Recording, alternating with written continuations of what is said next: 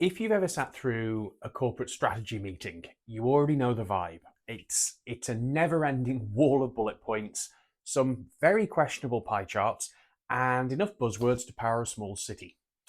And if you haven't experienced that yet, don't worry, your time will come. But here's the real question. Why do so many of these big, ambitious strategies completely fall apart? Well, imagine trying to drive a car whilst you're staring only into the rearview mirror.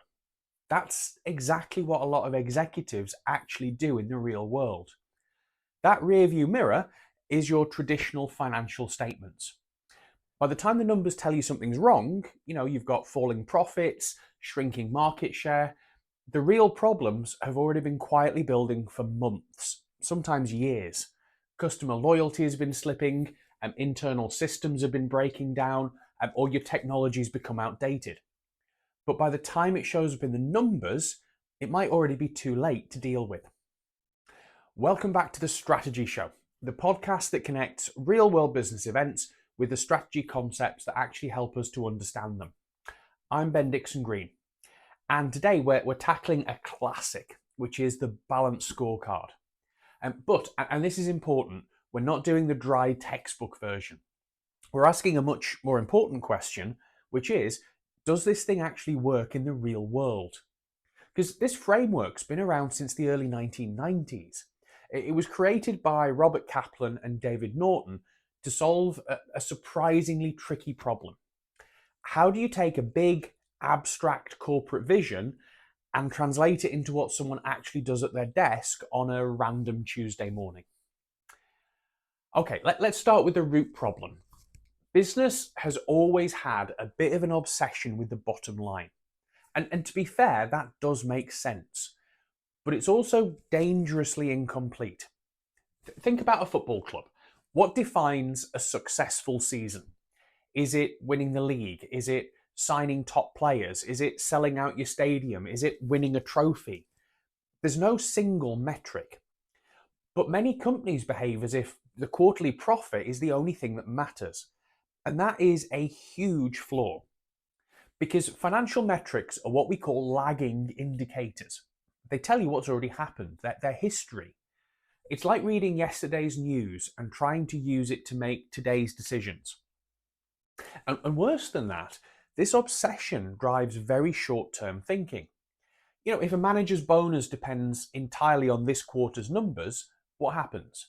Well, they're going to go and cut R&D. They're going to slash training budgets. They're going to trim anything that doesn't pay off immediately. So it means this quarter's numbers look great, but they're quietly destroying the company's future to get there. Looking simply at profit is really like flying a plane and only ever checking the fuel gauge. Yes, fuel matters a lot, but if it's the only dial that you're watching, you've got no idea if you're losing altitude or you're drifting off course or you're about to hit a mountain. And this is exactly where the Balanced Scorecard comes in. Think of it as a full cockpit dashboard. Multiple instruments, multiple perspectives, all working together. Because the key word here is balance. The Balanced Scorecard is designed to stop you from improving one area, like short-term profit, at the expense of, everything else. So what does this cockpit actually look like? The model's built around four key perspectives, kind of four questions that every organization needs to answer. Firstly, we have the financial perspective. So how do we look to shareholders? Profitability, return on investment, cash flow. The second pillar is the customer perspective. So how do customers see us? So what is their level of satisfaction? What's their loyalty? What sort of market share do we have? The third pillar is internal processes. So what do we need to be great at? So this is looking at things like our efficiency, our quality, our speed. And the final pillar, the fourth pillar, is learning and growth. This looks at whether we can keep improving. So we're looking at things like training, innovation, and culture. Now, at first glance, this might sound like just four separate checklists. Finance does their thing, HR does theirs, operations stays in its lane. And it sounds like the perfect recipe for creating an organization with silos in. where everybody just does their own thing. But that's not actually how it's supposed to work. The real power comes from what Kaplan and Norton called the vertical vector.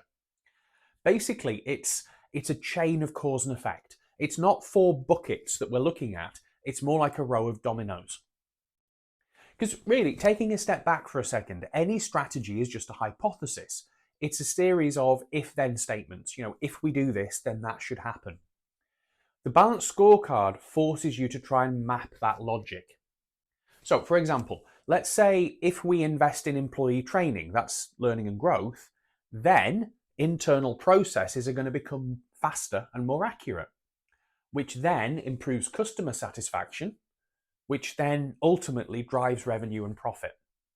So everything connects, every metric kind of points upwards towards that financial goal. But here's the catch. That chain creates friction and conflict within the different perspectives. For example, if you roll out 20 hours of training this month, that's 20 hours that people aren't producing things in your factory, or 20 hours where they're not selling things to your customer. So short-term performance dips. And that's the point. The scorecard forces leaders to accept the fact that there may be some short-term pain for long-term gain, instead of just panicking and cutting the investment. Let's give you a quick example. Imagine an electronics company.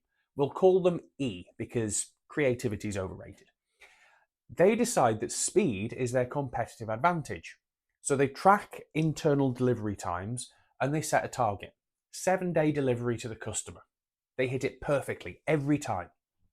Now internally, everything looks amazing. Green lights across the board. But then they actually ask the customers and discover something brutal. Customers actually expect delivery in 5 days.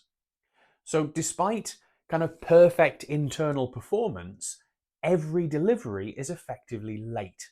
They've optimized the wrong thing. And this is the danger. If your internal metrics aren't tied to what customers actually care about, then you're just becoming more efficient at doing the wrong work. Now, this all sounds great in theory, but in practice, well, this is where things usually go off the rails a bit, because companies love metrics, a little bit too much if we're honest, because suddenly metrics make everything measurable.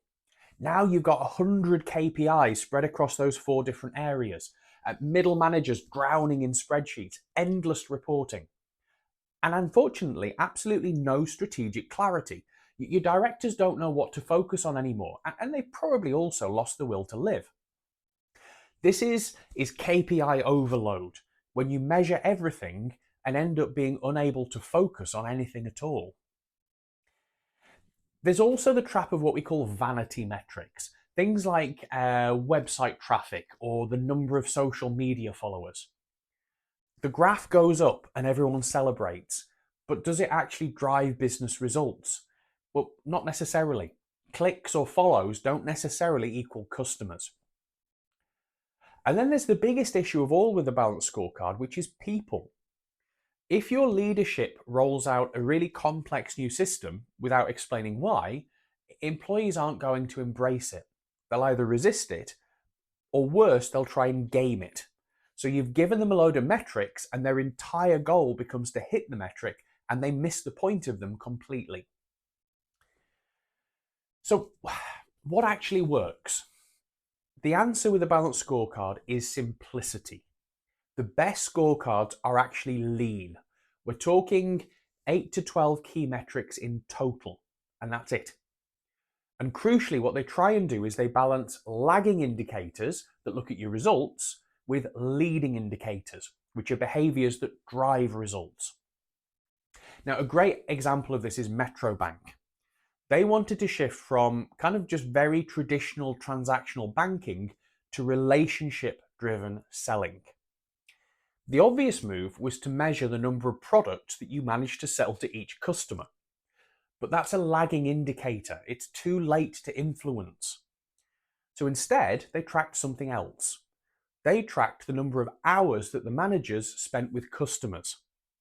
Now, this is a leading indicator because it's something that you are looking at that you're doing now that may have positive future results. And measuring the hours spent with customers completely changed behavior. Managers couldn't hide in back offices anymore. They had to actually engage with the customers. They had to build relationships and trust with them. And they had to have real conversations. And over time, the sales followed. Now, what about organizations that aren't profit driven? Non-profits, government agencies. Does the balanced scorecard still work? Well, yes, but with a bit of a twist. In a business, financial results sit at the top.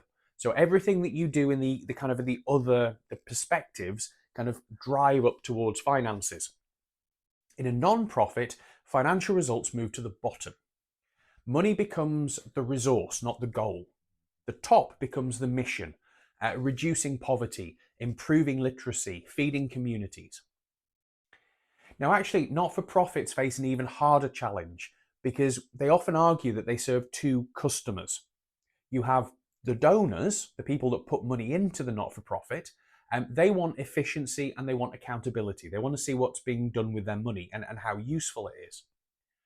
But the charity also has a beneficiary, so the people that they work for who need empathy and support. And balancing those two is incredibly difficult. And that's exactly where the scorecard helps, because it helps make those trade-offs visible. Now, let's fast forward to today, because modern strategy has a new dimension, which is ESG, environmental, social, and governance issues. And actually, this isn't just PR anymore. Regulation is stepping in, especially in Europe, for example, with the new Corporate Sustainability Reporting Directive, or the CSRD. Sounds very exciting. Companies are now required to measure not just financial performance, but their impact on the world. And this introduces a really powerful concept, which is called double materiality. Basically, businesses have to look at ESG issues from two perspectives. Firstly, how the world impacts the company, so things like climate risks. But secondly, how the company impacts the world, so emissions, labour practices. And those two things don't always align with each other. So for example, reducing emissions might hurt short-term profits. And again, that's where the balanced scorecard shines, because it forces companies to manage those tensions deliberately. It shows them where they are, and it allows them to kind of build a framework to make sure they're focusing on lots of different things that they need to all at once. So let's wrap this up. The balanced scorecard isn't just a framework, it's a language. It's a way to translate big ideas into daily actions. It's a way to stop managing and focusing on the past and start shaping what you're going to do in the future. And here's one final thought. What if you applied this to your own life? Your health is your internal processes. Your relationships is kind of the customer perspective. Your learning is the growth perspective. Your finances are the financial perspective. What would your personal scorecard look like? And more importantly, what's your leading indicator for a happy life? Thanks for listening to the Strategy Show. If you've enjoyed this episode or you found it useful, or hopefully both, make sure to follow so you don't miss the next one. And if you've got any thoughts or questions, drop them in the comments. And I'll see you next time.